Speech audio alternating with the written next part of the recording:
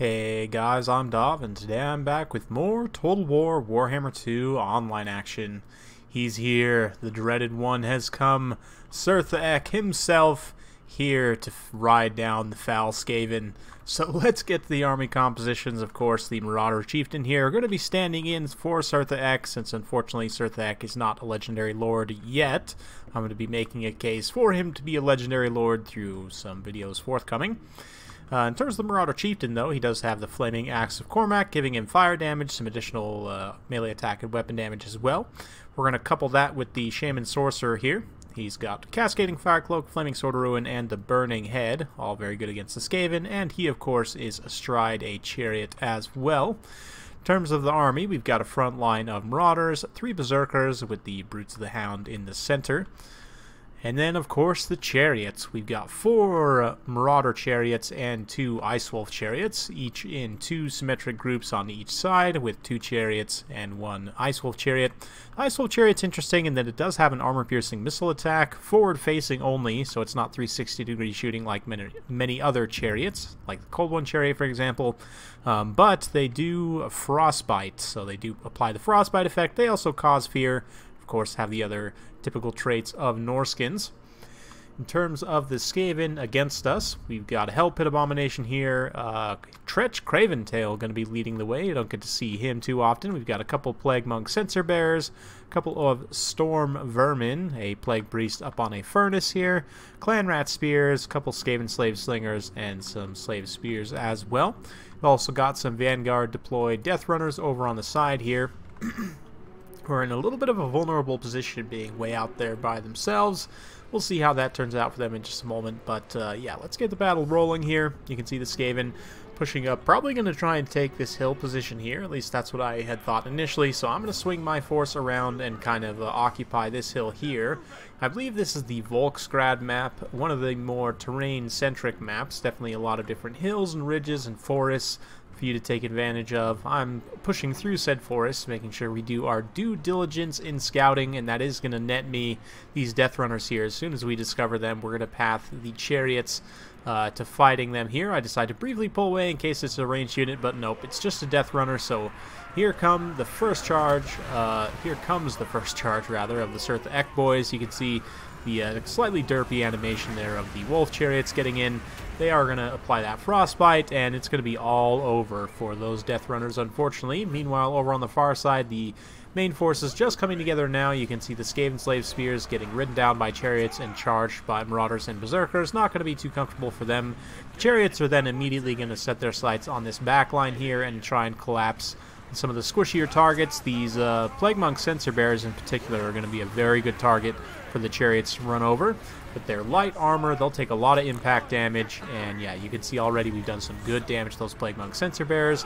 Then following up with the Marauders here, we've got the Shaman Sorcerer Lore of Fire coming in. SURTHA himself is helping it in the main charge here, and here he comes with the Burning Skull right next to him.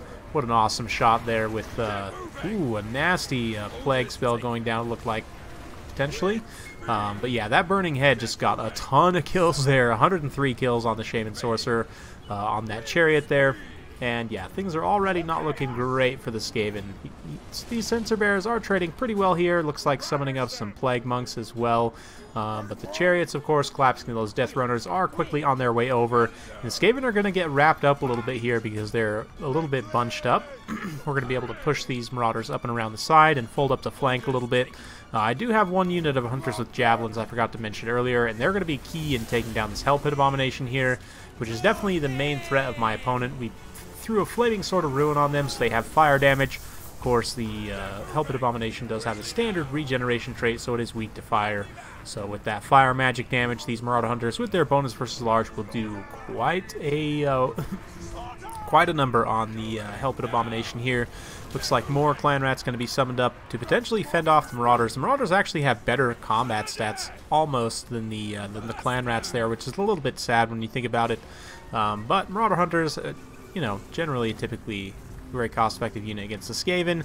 Another Burning Head going to be coming down as chariots Alpha Strike that unit of clan rats there, and then the burning head roasting out a big old line of the storm vermin and so on. At this point, most of the Skaven infantry has collapsed. It's pretty much just the few large units and Tretch still fighting here in the back line. The Marauders and Berserkers kind of pushing off some routing units here. We've also got the second group of chariots finally over into the fight now. And yeah, this Hell Pit Abomination's not long for this world. SURTHA here does actually do fire damage himself, so if he charges into this Hell Pit Abomination, he also does armor piercing, and it's worth noting that the Marauder Chieftain on the chariot, as well as the casters, if they take a chariot, do armor piercing and anti-infantry, and with the fire damage and his 90 charge bonus, he can actually do some pretty good work, despite the fact that chariots are not really meant to fight large units. Yeah, the attack animations are a little bit buggy there, but needless to say, he's doing a lot of damage here, even though it doesn't look like it. But yeah, this Hell Pit Abomination is going to be going down very soon. You can see chariots kind of charging around on some clan rats here. You see there's some juicy storm vermin who are unbraced, so they're going to get the wrath of SURTHA as the chariots come charging through. And beautiful stuff, man. Just truly, truly amazing. And I definitely wish that SURTHA was a legendary lord in and of himself. Since the Hell Pit Abomination's down now, we're turning our attention with the javelins to try and finish off this Plague Priest here. Skaven army losses are going to be kicking in pretty soon, but in terms of a SURTHA legendary lord, what do I think that would potentially look like? Well, for starters, should give him a unique Ice Wolf chariot mount. You know, make it pretty much have similar stats to the current chariot that the Marauder Chieftain can take, except maybe it causes fear and has the Frostbite trait similar to the Ice Wolf chariots. But anyway, in terms of the post-battle report here, 61 kills on SURTHA himself, 166 on the Shaman Sorcerer Lore of Fire there.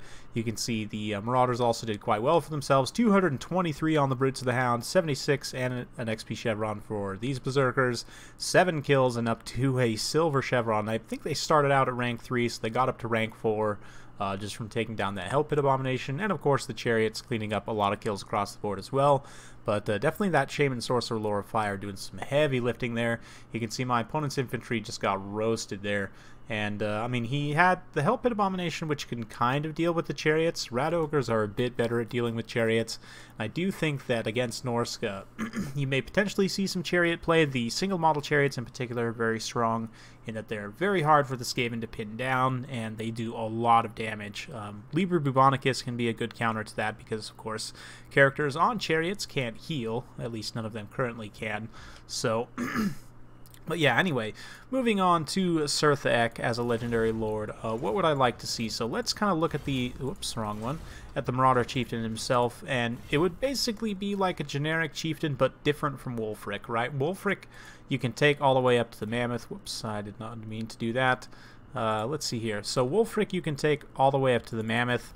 Same thing with the Marauder Chieftain. The way I would differentiate, of course, would be to make the Marauder Chieftain, instead of having a Mammoth, for SURTHA, you give him, again, the Ice Wolf chariot mount. So if we look at the Marauder Chieftain on this chariot here, armor piercing, anti-infantry, you know, pretty standard stuff in terms of abilities. I would give SURTHA one unique ability that would be similar to the Greenskin's Wall mechanic, in that it would give a map-wide speed charge bonus, and maybe instead of melee attack, maybe you give it a different effect just to make it unique to the Norskins. Maybe you give like weapon strength or something instead.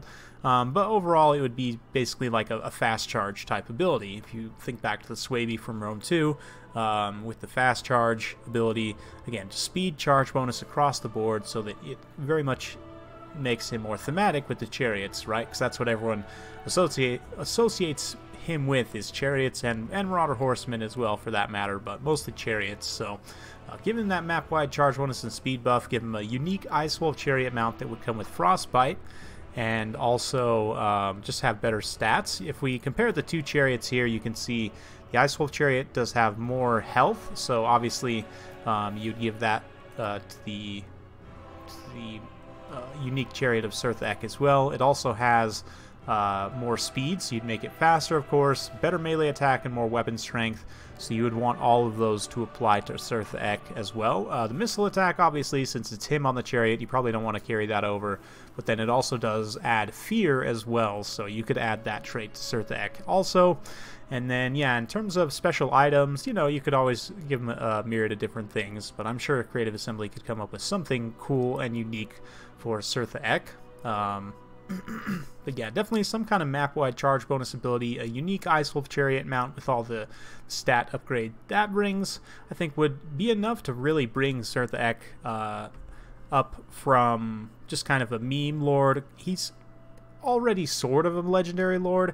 I know he's not anyone from the tabletop, really. He's sort of a character that's organically grown from Total War Warhammer, in that he's been the destroyer of worlds for so long and is still in the game, and he starts out with the chariot mount, so I would love to see him just taken to that next level, brought up to legendary lord status, and all the changes I've mentioned I think would be the appropriate changes to make to bring him to that status. But let me know what you guys think in the comments down below. How would you make SURTHA Ek into a legendary lord? What kind of abilities or, you know, different unique traits would you give him? Any special items or anything like that? Let me know in the comments down below. Hope you guys enjoyed watching. If you do like this sort of content, be sure to like, subscribe, hit that bell notification button, so every time I upload a new video, you'll be notified. Thanks again for watching. We'll see you next time.